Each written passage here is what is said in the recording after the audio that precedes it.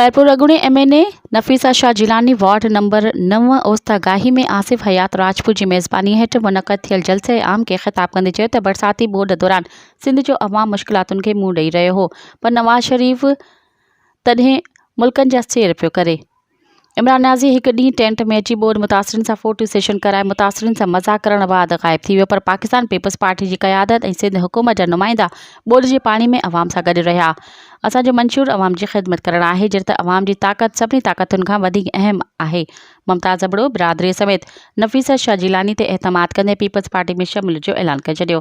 इन मौक़े ते एहसान लाही, सहाफ़ी अरशद राजपूत, शाहनवाज़ सियाल ऐं ॿिया मौजूद हुआ। मज़ीद ख़बरनि ऐं तफ़सीलात लाइ विज़िट कयो असांजी वेबसाइट www.awamiNewsHD.com ऐं ॾिसंदा रहो अवामी न्यूज़ HD।